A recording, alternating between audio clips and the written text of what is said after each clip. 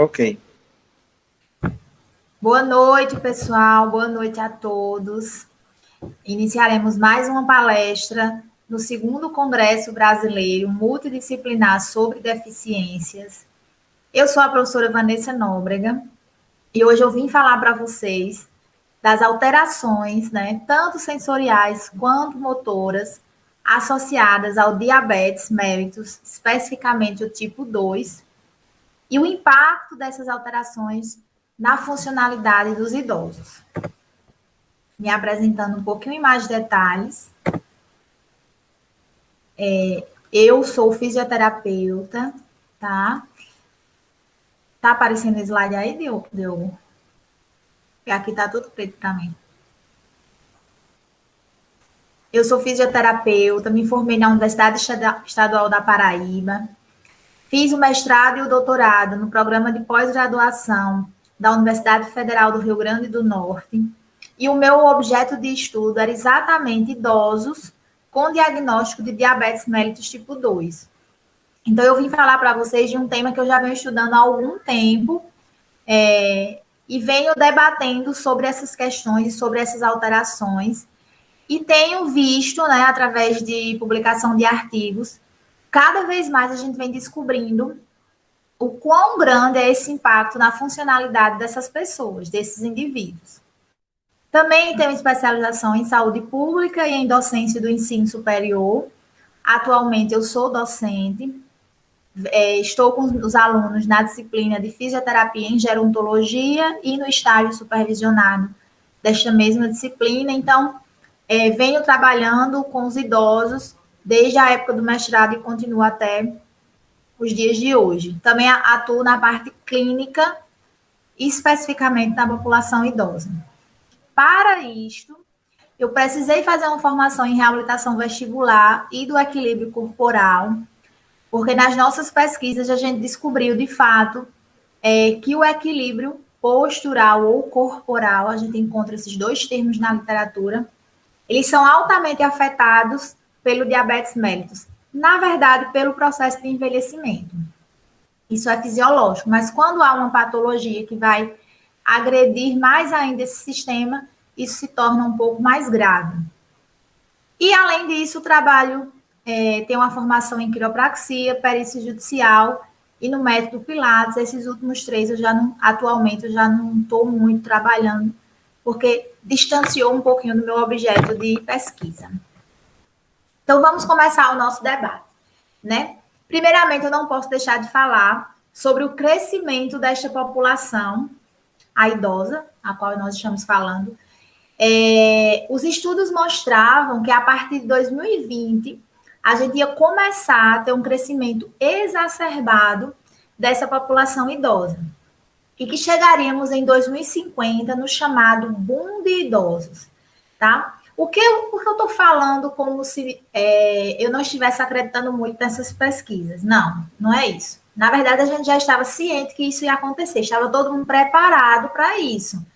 Porque com o crescimento da população idosa, com a mudança da pirâmide etária, a preocupação nós íamos ter muitos idosos, poucas pessoas para cuidar dessas pessoas, desses indivíduos, e o mais difícil que a gente ia conseguir lidar é o fato de que esses idosos, eles não estão chegando nesse processo de envelhecimento, nessa faixa etária, com saúde, São pessoas que estão tendo expectativa de vida maior, claro, mas essa vida não está com qualidade. Então, esse perfil de saúde / doença, de morbimortalidade, haveria uma mudança significativa. Então, nós teríamos um grande número de indivíduos que precisaria de um suporte dos profissionais da área da saúde, mas não teríamos pessoas suficientes para cuidar deles. Eu estou falando que isso era fato. Após a pandemia, a gente já não consegue dizer com certeza se isso realmente vai acontecer, O chamado boom de idosos. Porque é preciso que agora esses estudos epidemiológicos se atualizem e verifiquem, de fato, essa mudança que a Covid-19, que inicialmente afetou a população idosa, essa mudança que ela causou nessa espera ou nesse prognóstico que a gente teria com relação à pirâmide etária. Mas, enfim, o que a gente sabe é que sim, a população idosa está crescendo porque a expectativa de vida está crescendo, né? E as doenças infecto-contagiosas, hoje em dia, tirando essa pandemia da Covid, hoje em dia elas matam menos pessoas. E essas pessoas estão envelhecendo com doenças crônicas. Essas doenças crônicas, entre elas, nós encontramos o diabetes mellitus, né? Então, esses idosos com uma doença crônica, especialmente o diabetes mellitus, tipo 2, gera nessas pessoas alterações que a gente conhece muitos nomes delas, que são a retinopatia, neuropatia, nefropatia, significa o quê? Uma inflamação, uma alteração em uma dessas estruturas. Tá? E aí elas vão ganhando nomes na estrutura que é basicamente afetada. Todas essas alterações estão acontecendo juntas dentro do organismo do indivíduo, associa-se ao processo de envelhecimento e a gente espera que esse ciclo ele termine ali em déficits funcionais ou as famosas deficiências. Para a gente lembrar um pouquinho o que é o diabetes mellitus tipo 2, de uma forma bem simples e resumida, é basicamente a incapacidade do pâncreas de produzir a insulina. Se esse pâncreas não produz essa insulina de forma fisiológica ou de forma suficiente, então passa-se a ter o acúmulo de glicose no nosso sangue, um acúmulo basicamente de açúcar no nosso sangue. Tá? E o nosso sangue ele não tem que permear por todo o organismo? Então, conforme ele passe pelos nossos órgãos e sistemas com um acúmulo de glicose, os nossos órgãos e sistemas não conseguem responder de forma equilibrada àquela função que eles têm primariamente. Né? Então, a fisiologia interna de cada órgão, de cada estrutura do qual o sangue está passando ali, está banhando para que ela funcione, está alterada. Se dentro do meu organismo eu tenho alteração em várias estruturas, inclusive estruturas importantes, como vocês podem ver aqui nessa figura, né? Alguns exemplos de intestino, músculo, células gordurosas, cérebro. Então, se eu tenho alterações acontecendo em vários órgãos e sistemas importantes, o meu organismo, de uma forma geral, ele não pode estar funcionando corretamente, fisiologicamente. Ele não pode estar funcionando conforme a gente espera, de forma saudável. Tá? Então, é basicamente isso que o diabetes causa no organismo dos indivíduos, em todos eles. Mas por que eu falo de forma mais preocupante no indivíduo idoso? Porque o próprio processo de envelhecimento altera o equilíbrio do funcionamento dos órgãos e sistemas. Mas essa alteração ela é esperada. Né? Conforme o indivíduo vai envelhecendo, existem alterações acontecendo em seus sistemas. As famosas alterações fisiológicas. Então, a gente espera que essas alterações estejam acontecendo. Quando essas alterações fisiológicas se associam a alterações patológicas, e aí eu tenho doenças instaladas, aí essas alterações, elas ganham uma gravidade, um risco bem maior de desenvolver algo mais crítico, geralmente algo negativo. Para o diabetes mellitus, a gente pode classificar como fatores de riscos principais os hábitos de vida inadequados. Veja bem, a dieta inadequada e o sedentarismo, que ambos estão associados à obesidade, esses três fatores são importantíssimos para o desenvolvimento do diabetes mellitus tipo 2. A gente já fala que o diabetes mellitus tipo 2 é uma doença adquirida, né? Ela vem a aparecer ou surgir ao longo da vida. Então, está associado a um histórico de vida desse indivíduo. Mas existem fatores que não podemos mexer ou modificar, porque somos indivíduos. E nós temos uma carga hereditária por trás. Né? Nós temos fatores hereditários, fatores genéticos que estão ali guiando, muitas vezes, nossos passos. Não de forma 100%, mas que se aderem a esses outros fatores. Então, nós temos um histórico familiar, uma etnia como fator de risco, a própria idade avançada. Quanto mais a gente envelhece, mais chance a gente tem de desenvolver o diabetes mellitus tipo 2. E a própria urbanização. Os estudos já mostram que a urbanização está associado fortemente ao desenvolvimento do diabetes. Eu diria que isso aqui é uma variável que a gente chama de confusão, porque a urbanização ela está ligada ao indivíduo ser mais estressado, né? Então, a vida dele é mais corrida. Se a vida dele é mais corrida, se ele tem um fator estresse ali no seu organismo, a dieta dele é inadequada, ele não consegue fazer atividade física. Então, se soma e vai gerando outros fatores. Esses basicamente são os fatores conhecidos que geram esta patologia. Agora vamos falar das consequências dela. Eu já entendi o que é o diabetes, né? Como eu posso adquirir o diabetes, mas agora eu preciso entender o que é que ele causa. Vamos primeiramente falar do equilíbrio postural. O meu equilíbrio, ele é importantíssimo no meu dia a dia. Então, eu estou aqui sentada falando para vocês, eu estou equilibrada. Eu não estou caindo. A minha cadeira nem tem braços. E mesmo assim, eu consigo estar aqui na posição ereta, né? Realizando movimentos de braço, movimentos de cabeça, movimentos de olho e falando ao mesmo tempo. Então, basicamente, eu estou realizando uma dupla tarefa. Tudo isso faz parte do meu equilíbrio postural ou corporal. Ambos os termos são utilizados na ciência. Para esse equilíbrio acontecer, eu tenho um controle motor por trás, né, que está se associando a isso. E eu tenho a parte sensorial, ou vocês podem chamar de proprioceptiva. Então, eu tenho terminações nervosas nas minhas extremidades, principalmente, que mandam informações para que eu me mantenha em equilíbrio. Eu tenho uma força nos meus músculos, principalmente músculos inferiores, mas músculos também eretores da espinha, membros superiores. Eu tenho uma visão que me dá uma informação tridimensional do ambiente. Através da minha visão, eu sei que tem um obstáculo à minha frente que eu preciso desviar para que eu não caia. E eu tenho uma informação muito importante, que é o meu sistema vestibular, que manda para o sistema nervoso central, que é a informação relacionada aos meus movimentos de cabeça. Esse sistema vestibular, ele é bem interno, é uma estrutura bem interna, lá dentro do meu ouvido, né? E mesmo assim, pequenininho, e mesmo assim ele manda informação para que eu me mantenha em equilíbrio. Pois bem, o diabetes mellitus, ele afeta todos esses sistemas, e mais, ainda vou falar de outros para vocês. Se todos esses sistemas estão afetados, sem dúvida nenhuma, o equilíbrio postural desse indivíduo está afetado. Se o equilíbrio dele está afetado, significa que ele tem dificuldade de locomoção no dia a dia, significa que ele tem dificuldade nas atividades, de execução das atividades de vida diária, significa que ele tem uma chance maior de cair, né? Então, tudo isso vai afetando a funcionalidade dele. De forma mais detalhada, veja bem, o meu sistema sensorial, ele é basicamente o início do processo da minha construção do equilíbrio postural. Por quê? Porque ele está ali, né? O primeiro contato com o solo, por exemplo, quando eu fico em pé, são os meus pés. Primeiro e basicamente único.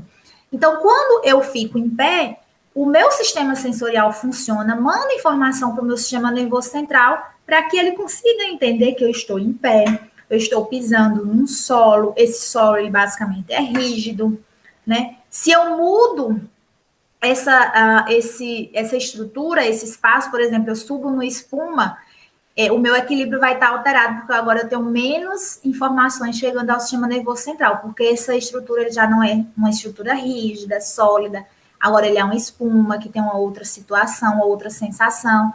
Então, essa informação chega lá, está afetado pelo diabetes mellitus, porque, inclusive, ele reduz essa capacidade de nossos receptores mandarem informações, nossos receptores mandarem informações para o sistema nervoso central, tá?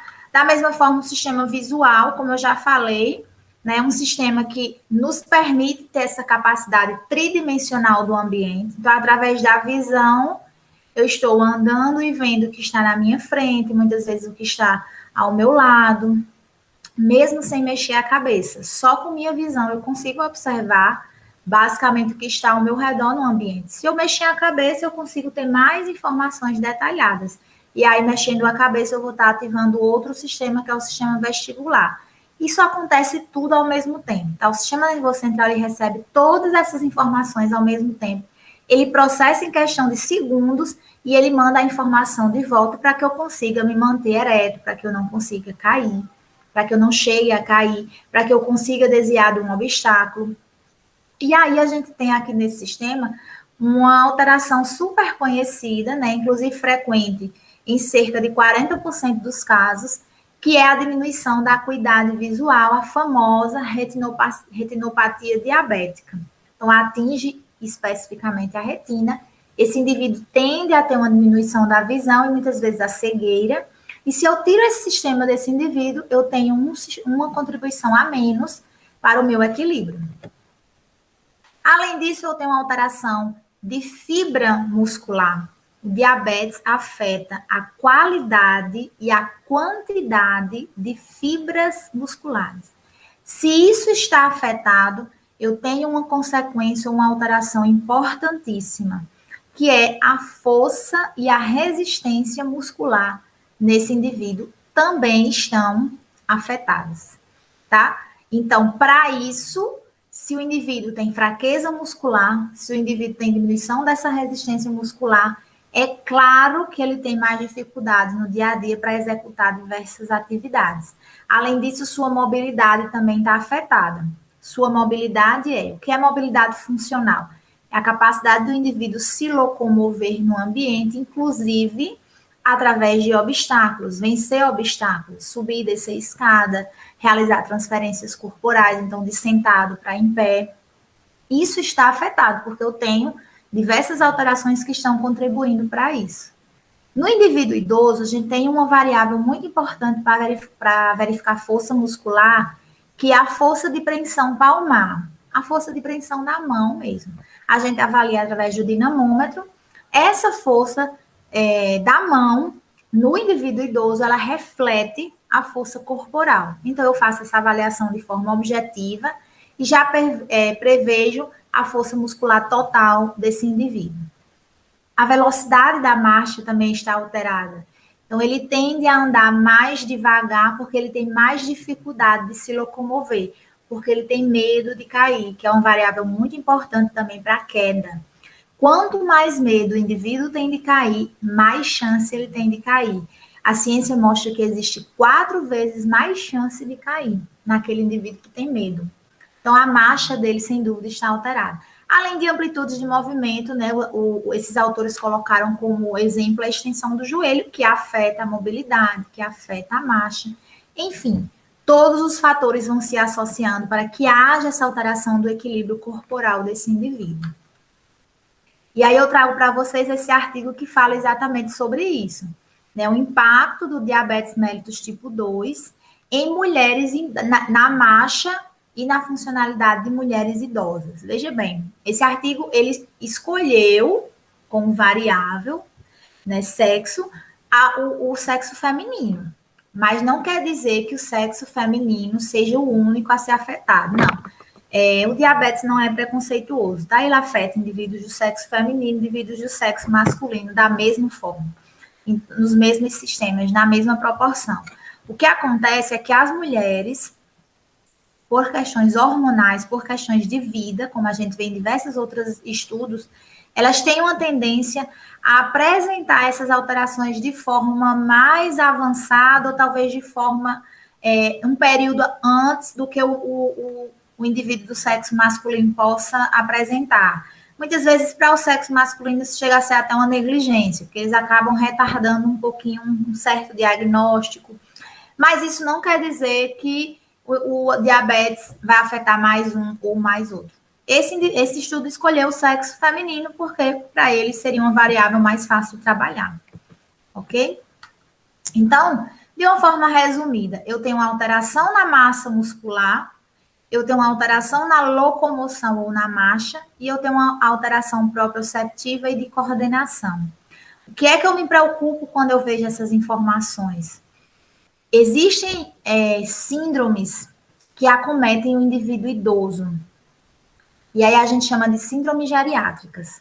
Uma das síndromes geriátricas é chamada de síndrome da fragilidade, é exatamente acometida por essa alteração de massa / força muscular.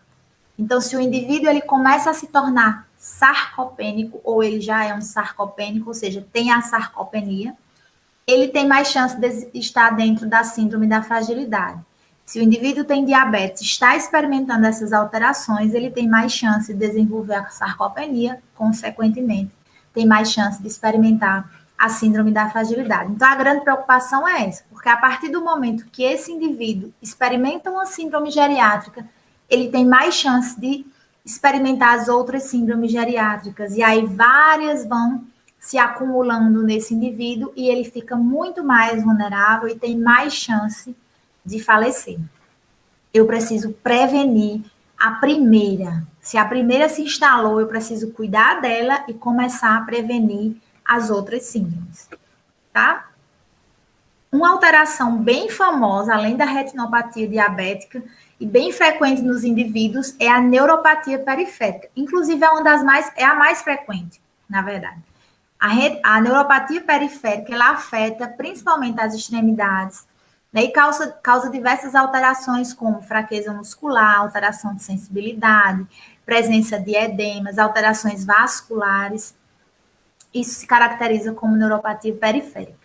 E aí, essa neuropatia, ela não começa da noite para o dia, tá? Ela é progressiva, ela vem surgindo, vem dando informações. Da mesma forma que o diabetes também vem afetando diversos sistemas e vem dando informações, tudo isso, quando chega num estado mais avançado, acaba por interferir nessa funcionalidade ou por gerar deficiências nesses indivíduos. Uma consequência muito comum da neuropatia periférica é o famoso pé diabético. Esse pé diabético está muito ligado a amputações, principalmente de extremidades, porque, como eu falei para vocês, a neuropatia periférica, né, ela é bem mais evidente em extremidades, mão e pé, muito mais pé, certo? Pés. E aí isso gera o pé diabético, que vai gerar úlceras e amputações nessas extremidades. Esse pé diabético basicamente reflete as alterações da neuropatia que eu falei para vocês. Então, alteração sensorial, sensibilidade proprioceptiva, vibratória, presença de deformidades nos dedos, calos não curáveis, nunca desaparecem, calos que viram úlceras, inclusive, que viram feridas abertas. Então, esses fatores clínicos vão surgindo no paciente que, se o profissional negligenciar, vai gerar aquela sensação lá no final de eu podia ter feito mais. Porque a partir do momento que eu não percebi que o indivíduo está desenvolvendo neuropatia, está chegando num pé diabético, infelizmente eu não estou tratando como deveria. Não vou conseguir evitar esse indivíduo de apresentar uma deficiência posteriormente. Além de tudo isso, eu ainda tenho um sistema envolvido com o diabetes mellitus tipo 2, que é o sistema cognitivo, né? E aí, a cognição desses indivíduos está afetada. Não que seja uma demência, não está constatado na literatura que o diabetes gere uma demência, embora a demência vascular ela esteja associada à hipertensão e à diabetes. Indivíduos que apresentam essas duas patologias, basicamente, eles têm mais chance de desenvolver uma demência vascular. Mas quando eu falo déficit cognitivo associado ao diabetes, eu estou falando de realmente o indivíduo que possui diabetes tem muito mais chance de experimentar um déficit cognitivo, independente de um diagnóstico de demência. Ele vai ter um déficit cognitivo. Isso pode ser a nível de memória, de atenção, de foco, de resolutividade de problemas. É um déficit cognitivo, tá? Fora isso, esse fator aqui, depressão, que é uma doença altamente grave, séria, vem virando uma doença que está associada à incapacidade funcional em todo o mundo, tá? Ela tem uma associação muito forte com o diabetes. Inclusive, ela gera aquela famosa dúvida: quem veio primeiro, o ovo ou a galinha? Porque a gente sabe, os estudos comprovam que o diabetes está associado à depressão. O que a gente não sabe é quem vem primeiro. E essa discussão ela começou a acontecer recente. Até então se sabia, indivíduos diabéticos têm mais chance de desenvolver depressão. Só que em estudos recentes, verificou-se que a depressão havia sido diagnosticada anos antes do indivíduo desenvolver o diabetes ou de ser diagnosticado com diabetes. E aí gera esse viés de dúvida. Então, é exatamente esse ponto que a gente ainda não chegou à conclusão. Se o diabetes gera a depressão ou se a depressão gera o diabetes. Ou se ambos geram ambos. Estão tão associados e entrelados que muitas vezes a gente nem vai conseguir chegar a essa conclusão. Da mesma forma, a obesidade. A obesidade está completamente associada ao diabetes, é considerado um fator de risco para o desenvolvimento de diabetes, mas indivíduos diabéticos têm uma alteração muito grande a nível do sistema metabólico, a nível de acúmulo de gordura, e eles tendem a desenvolver uma obesidade, ou a apresentar essa característica obesidade, tá? Então, ambos estão altamente associados às alterações do diabetes. Trouxe aqui esse artigo para mostrar a vocês exatamente a associação entre depressão e potenciais fatores de risco em indivíduos idosos com diabetes mellitus tipo 2. Esse estudo foi desenvolvido lá na Malásia, certo? E aí ele mostra exatamente que existe essa associação, mas ainda traz a discussão de quem gerou quem ou se ambos estão altamente entrelados. Em 2019, o meu grupo de pesquisa publicou esse dado, esse artigo, onde a gente mostra que os indivíduos idosos com diabetes mellitus tipo 2, de fato, apresentam sintomas depressivos, né? E aí, nesse artigo, a gente ainda identificou outras variáveis que se atrelam a essa associação, como a própria obesidade, como o próprio déficit cognitivo, né, como o próprio sexo feminino. Também conseguimos publicar esse artigo onde a gente mostrou e comprovou a associação entre a diminuição da força de pressão palmar e indivíduos idosos com diabetes mellitus tipo 2 e mostramos que isso está associado também a diversas outras variáveis.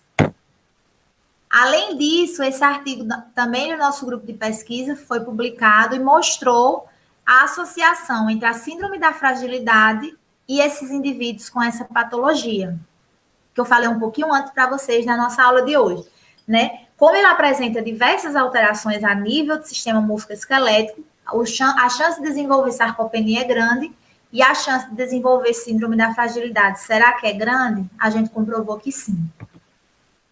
Por que eu estou falando de todas essas alterações? Eu até já comecei a pincelar sobre, porque nós temos aqui um fator muito forte associado ao indivíduo idoso, inclusive a um problema de saúde pública na população idosa, que são as famosas quedas. Então, se eu tenho alterações nesses sistemas, se eu tenho alterações de equilíbrio corporal, esse indivíduo tem mais chance de cair. Então, eu posso dizer a vocês com toda certeza, o indivíduo idoso com diabetes mellitus tipo 2, ele tem mais chance de cair, ou ele cai mais. Isso é importante, por que saber? Por que eu preciso saber disso? Porque quedas em idosos gera hospitalização e mortalidade. Além de outros fatores, como presença de delírio, presença de depressão. O indivíduo que medo de cair, o indivíduo que cai uma vez, nunca mais ele é o mesmo, se ele não for tratado. Isso é muito importante falar e pactuar. Se ele não for tratado, se ele for negligenciado. Então, quando esse indivíduo cai, eu preciso investigar várias coisas a respeito dessa informação para eu poder traçar a minha conduta de forma adequada e exatamente na raiz do problema. Não é aquela questão, é idoso cai, não. Não é porque é idoso que cai, mas idoso cai porque ele tem um monte de alteração acontecendo nele e ninguém está se preocupando com isso. Aí eu mostro para vocês que isso é mais frequente em mulheres, indivíduos que fazem uso de insulina, né? Que geralmente o uso de insulina está atrelado a um diabetes mellitus mais descontrolado ou mais grave. Indivíduos com neuropatia periférica, porque a neuropatia periférica gera aquelas alterações sensoriais, motoras, e aí isso não está associado, claro, mais fortemente às quedas. Além disso, a gente também publicou um artigo, meu grupo de pesquisa, onde a gente mostrou e comprovou a associação da tontura em indivíduos idosos diabéticos. O que é que isso quer dizer? Lembra que eu falei no início da aula de hoje, da palestra de hoje, sobre a questão do sistema vestibular? Pois bem, a queixa principal de um indivíduo com alteração do sistema vestibular é a tontura. Então, quando o indivíduo chegar para você dizendo que está tonto, que ele tem uma tontura que aparece do nada no dia a dia, você tem que investigar o sistema vestibular. Tá? Então, se indivíduos diabéticos têm mais chance de desenvolver tontura ou estão apresentando mais queixa de tontura, provavelmente o sistema vestibular deles está afetado. E isso está afetado pelo diabetes mellitus tipo 2, associado ao processo de envelhecimento, que já afeta de certa forma. Sempre pensando nessas duas associações, tá? Resumidamente, o que é que eu estou falando tanto sobre? Que o diabetes mellitus tipo 2 gera diversas alterações que vão gerar um declínio na função motora e sensorial, eu acrescentaria aqui, com certeza, que quando atrelados ao processo de envelhecimento, que é algo fisiológico, velhice não é doença e nunca vai ser, certo? Doença é o diabetes mellitus, é a hipertensão arterial. É a síndrome da fragilidade, que nem é doença, é uma síndrome. Velhice não é doença. Estar nesse processo de envelhecimento, na verdade, é uma dádiva, né? Mas ele vem atrelado a alterações fisiológicas, o envelhecer. Nós todo dia envelhecemos e todo dia nós estamos apresentando alterações, né? Então, quando isso está atrelado a doenças, a patologias, a comorbidades, é claro que a disfunção ou as disfunções vão ser mais graves ou mais aceleradas, né? Vão progredir de forma mais grave. E esse comprometimento do equilíbrio postural e da funcionalidade leva ao indivíduo a apresentar uma diminuição de autonomia e de independência que vai afetar terminantemente a sua qualidade de vida. Então, é preciso entender toda a complexidade do diabetes para a gente verificar a importância da avaliação funcional. Eu não consigo e não posso pegar esse indivíduo idoso, simplesmente verificar questões clínicas e achar que a minha avaliação foi bem feita. Porque senão, se eu fizer dessa forma, eu não vou estar realmente verificando o impacto do diabetes e de outras doenças nessa população idosa, tá? Então, eu trago esse slide para chamar exatamente a importância de tudo isso que eu estou falando. Se eu estou falando todas essas alterações, eu estou sempre remetendo à presença de deficiências. Quando vocês leem artigos, em inglês principalmente, vocês sempre vão achar a palavra deficiência lá. Porque realmente o indivíduo apresenta deficiências associadas ao diabetes. Se eu estou falando a todo momento de funcionalidade, de alteração de funcionalidade, eu preciso que na minha avaliação eu veja, eu perceba de fato essas alterações. E todas essas complicações, claro que vão gerar um processo de incapacidade. Tá? Esse slide mostra mais uma vez o quanto é importante eu adequar essa avaliação para que eu consiga abordar a funcionalidade desses indivíduos. E aí eu trago isso para mostrar para vocês um exemplo, um instrumento que eu usei no meu mestrado e no meu doutorado. O instrumento chama-se IODAS. Ele reflete a CIF, ele foi criado pela CIF, que é a Classificação Internacional de Funcionalidade, Incapacidade e Saúde.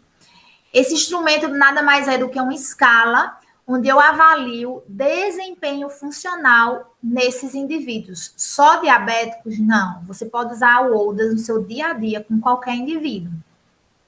Você vai verificar o impacto dessa doença ou dessa condição clínica dele no dia a dia. E quando eu falo de desempenho funcional, estou falando de forma mais abrangente. Não estou falando só do fato dele não conseguir ir ali ao banheiro sozinho e voltar, dele não conseguir se alimentar só. Estou falando de questões que envolvem participação social, lazer, entendimento, raciocínio crítico, certo? Então, todos esses fatores estão associados ao desempenho funcional desse indivíduo.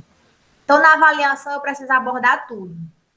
Questões sociodemográficas, a gente viu que o sexo feminino está atrelado a um agravamento das complicações, se assim eu posso dizer. Fatores clínicos e funcionais, não posso ficar só na clínica desse paciente. Dados psicocognitivos, porque eu já mostrei para vocês hoje que a cognição e o emocional está afetado pelo diabetes. E as questões que envolvem todo o controle postural. Eu trago para vocês um exemplo de algumas variáveis que não podem faltar na minha ficha de avaliação, tá? Eu quero saber da saúde desse indivíduo, da visão e da audição dele. Já falei para vocês a importância desses subsistemas no equilíbrio corporal. Eu preciso saber o seu IMC, mais uma vez, estamos remetendo à obesidade. Eu preciso saber a atividade física do dia a dia dele, estou remetendo a hábitos de vida saudáveis, sedentarismo, um dos fatores de risco para o diabetes. Eu preciso saber o número de doenças, quais as doenças que ele possui, eu estou falando de comorbidades.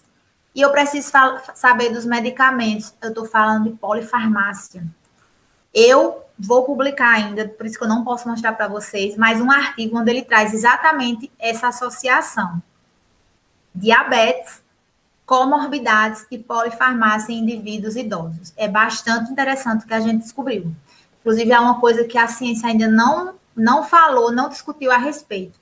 Por isso que a gente não conseguiu publicar, porque a gente está olhando para ele e vendo, meu Deus do céu, o que eu vou fazer com esse dado. Mas vamos seguir em frente. Tempo de diagnóstico, claro. Quanto mais o indivíduo lida ou possui essa doença, mais grave são suas alterações. Se isso está ligado a uma negligência da doença, certo? Se não, se ele se cuida direitinho, se ele faz o tratamento direitinho, é claro que essa doença vai progredir, mas de uma forma bem mais lenta. Preciso verificar os exames laboratoriais, ver a medicação específica para o diabetes que ele faz uso, se ele usa o dispositivo de auxílio à marcha. A presença de dor, a dor está muito fortemente ligada à neuropatia periférica. A primeira coisa que o indivíduo reclama é de dor nos pés, dor nas pernas. É um cansaço, é uma fadiga, é uma dor, ele não consegue nem explicar direito o que é. Não deixe de investigar a presença de neuropatia periférica. Dor, alteração sensorial, fraqueza muscular, edema e alterações micro e macrovasculares. A gente vê muito essa perna mais escurecida, presença de manchas, tá? Força de pressão palmar, já falei para vocês, né, que através dela a gente verifica força muscular geral nesse indivíduo.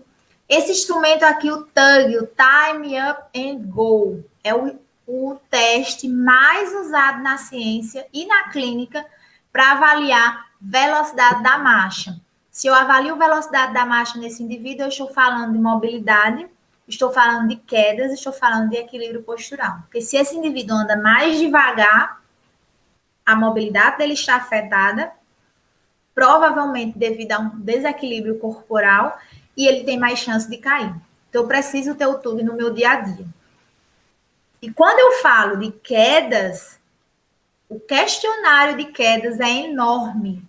Eu passo mais tempo falando de quedas do que de qualquer outra coisa, eu acredito. Que a avaliação do indivíduo idoso ela é extensa. Ela dura cerca de 1h30 ou mais, depende do idoso. Se ele conversar muito, pode botar mais tempo. Então, eu preciso saber, o senhor caiu no último ano ou nos últimos 6 meses, certo? Como foi essa queda? Onde é que o senhor estava? Era dentro de casa? Qual o local da casa? Era fora de casa? Esse local era conhecido ou desconhecido? O senhor caiu para que lado? Para frente, para trás, para o lado direito, para o lado esquerdo? O senhor caiu por quê? Tinha um obstáculo? Passou mal? Deu escurecimento de vista? Tropeçou os pés? Eu falo uma linguagem bem informal mesmo, né? Para eles entenderem o que eu quero que eles me respondam. Certo, era que horário? Era de dia, de tarde, de noite? Era de noite, tinha alguma luz acesa, estava tudo escuro. Eu preciso saber tudo associado. O que é que o senhor estava fazendo? O senhor deixou de fazer alguma coisa depois dessa queda? Precisou se hospitalizar? Eu preciso saber tudo envolvido com essa queda, exatamente no cerne da questão. Tem medo de cair? Aquela variável. Se eu tenho medo, eu tenho 4 vezes mais chance de cair. Tem tendência? O que é isso? É aquele desequilíbrio que às vezes aparece, geralmente quando tem um obstáculo, mas ele não cai, ele consegue se segurar. Geralmente algum sistema está funcionando bem. Força muscular, enfim, porque aí ele teve um outro sistema que estava alterado, mas aí um conseguiu compensar. Eu preciso saber também disso. E verificar a tontura, para saber se essa queda está associada a uma disfunção do sistema vestibular. Então, eu preciso saber há quanto tempo ele sente essa tontura, que tipo de tontura é, aí seria uma outra aula para a gente falar só de tontura, até porque existem mais de 200 causas associadas à tontura em idosos. Mas o tipo de tontura eu explico para que ele me diga, né, o mais próximo possível do que eu quero saber. Quanto tempo essa tontura dura, se ela vem com frequência.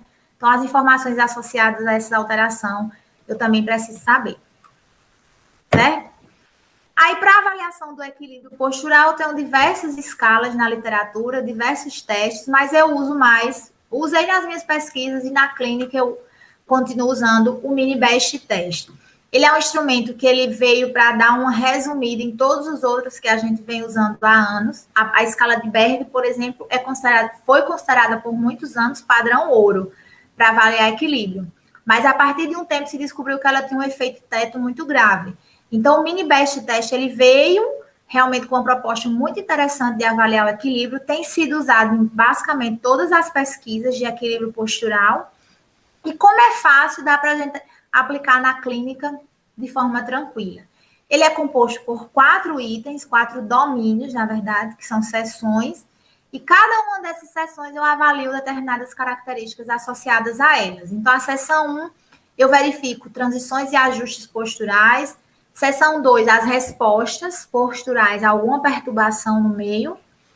3, orientação sensorial. E 4, estabilidade da marcha. Inclusive, nessa seção 4, eu tenho um item que é o TUG. Aquele TUG que eu falei para vocês que a gente não pode deixar de fazer. Basicamente, tudo gera 14 perguntas, e essas respostas eu tenho o indivíduo pontuando de 0 a 2. No final, eu somo essa pontuação, uma soma simples, e verifico aí um ponto de corte que é basicamente 16. Se ele fez mais ou se ele fez menos que isso, a gente classifica como presença de alteração do equilíbrio ou não. E aqui é o OUDAS, que eu até já comecei a falar. Ele avalia desempenho funcional, é uma escala simples, né? Eu vou perguntar ao indivíduo qual a dificuldade que ele tem para realizar determinada atividade no dia a dia dele. E aí ele tem como opção de resposta nenhuma dificuldade, consigo fazer tranquilamente, ou eu apresento uma dificuldade, mas ela é leve, moderada, grave. Ou ele pode dizer, olha, eu não consigo fazer isso. Hoje em dia, não consigo mais. E aí ele reflete a CIF. Então, o grau de dificuldade que eu avalio é nesses 6 domínios, com relação à cognição, à mobilidade, o autocuidado, o relacionamento, as atividades de vida e as atividades de participação. Certo? Também é composto por uma soma simples. Ao final, eu não tenho score do OUDAS, a ciência ainda não descobriu um ponto de corte. Então, eu verifico, basicamente, quanto mais próximo da pontuação máxima, né, ele tem mais dificuldade. Quanto mais distante da pontuação máxima, significa que ele tem menos dificuldade. Para verificar déficit cognitivo, eu sugiro o Minimento, mas também existem outras escalas na literatura. O Minimento é mais usado na ciência para realizar pesquisas, é fácil, e na clínica ele também é muito fácil de ser usado. É composto por 30 questões. Eu vou perguntar a orientação do indivíduo, orientação espacial, temporal, respostas rápidas, capacidade de escrita, capacidade de reproduzir um desenho, enfim, são várias questões que eu peço, que eu verifico no item. No final, ele pode fazer 30 pontos, que é o máximo. Quanto menos pontos ele fizer, eu vou verificar o nível de escolaridade dele e vou classificar com presença de déficit cognitivo ou não. E tenho a GDS, ou em português, escala de depressão geriátrica. Não pode deixar de ser usado em uma avaliação com idoso, certo? Independente se ele tem diabetes ou não.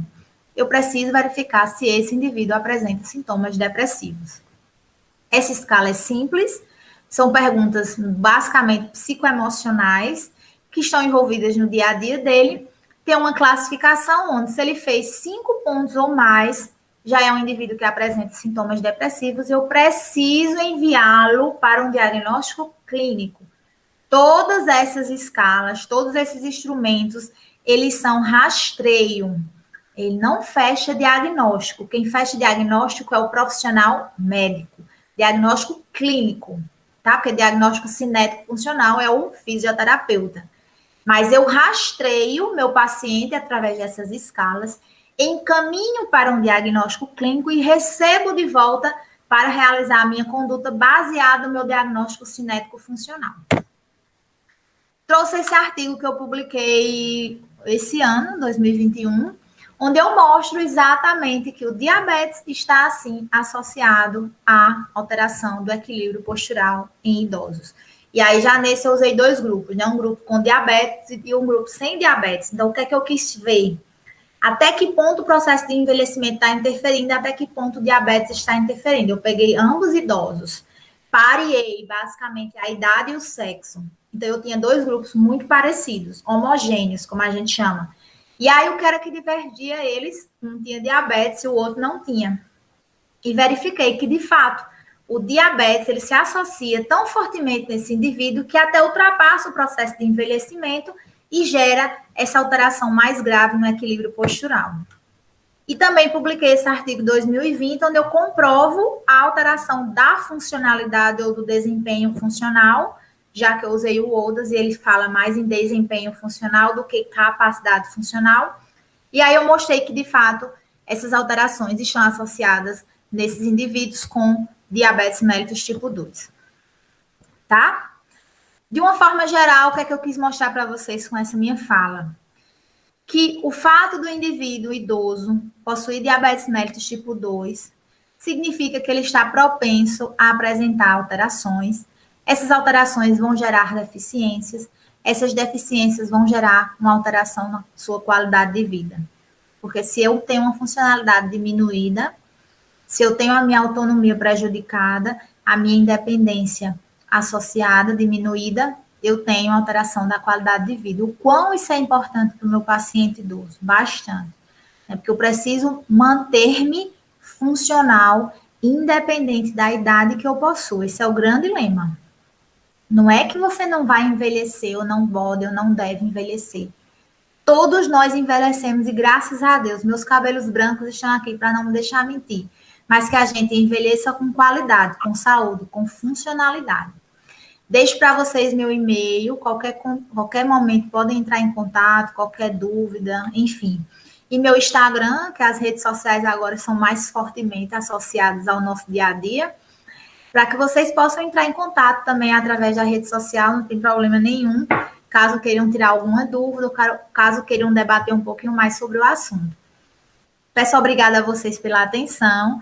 Espero que vocês tenham gostado das minhas palavras e espero que a gente se encontre em outros momentos para debater e conversar um pouquinho mais. Boa noite, pessoal. Até a próxima.